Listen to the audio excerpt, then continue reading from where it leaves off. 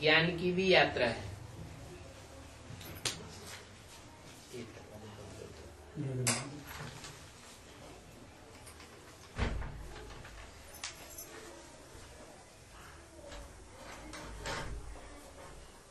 और याद की भी यात्रा है।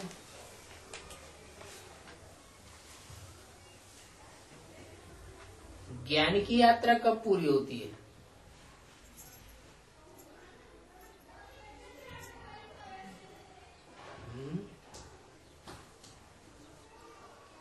और याद की यात्रा कब पूरी होती है?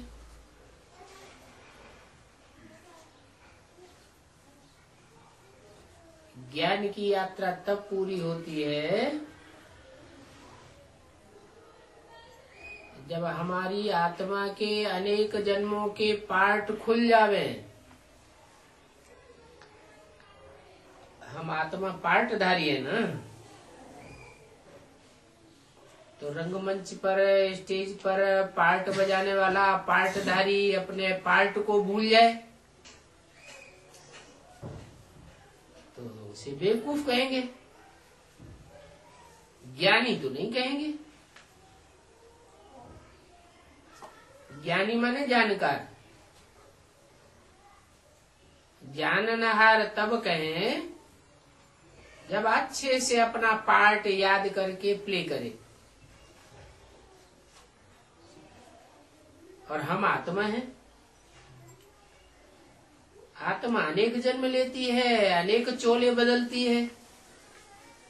जैसे रंगमंच पर चोले बदले जाते हैं, कपड़े बदलते हैं ना, ऐसे ही हम आत्मा 84 जन्मों में 84 चोले बदलते हैं और पार्ट बजाते हैं। कब कहाँ पार्ट बजाते रहते हैं। तो पार्ट की स्मृति हम आत्मा में आनी चाहिए ना, तो कहेंगे ज्ञान पूरा हुआ, यात्रा पूरी हुई।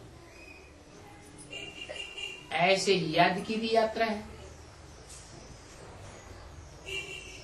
जब 63 जन्मों के सारे पाप कर्म दग्ध हो जाएंगे, भस्म हो जाएंगे याद की यात्रा से,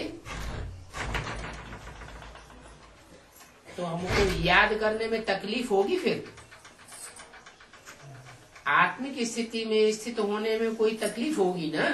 नहीं होगी। क्यों? अभी तकलीफ इसलिए होती है कि 63 जन्मों का जो हिसाब किताब जुड़ा हुआ है वो रील में घूम रहा है।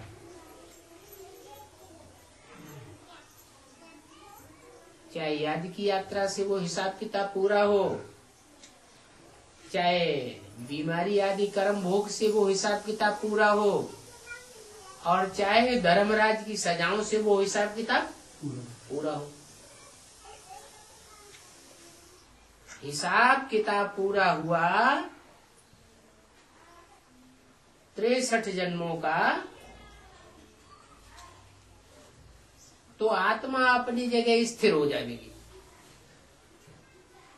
स्मृति पक्की हो जाएगी। ये है याद की यात्रा पूरी हुई।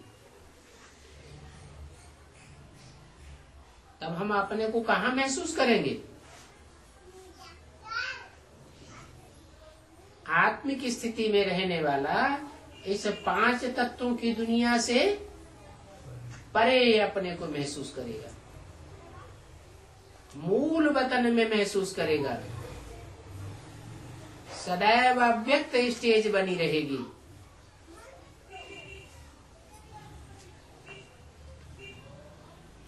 और ज्ञान की यात्रा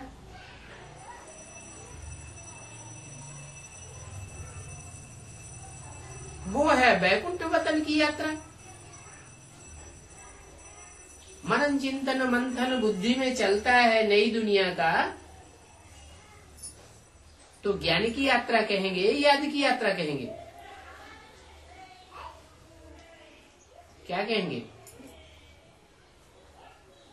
ज्ञान की यात्रा कहेंगे।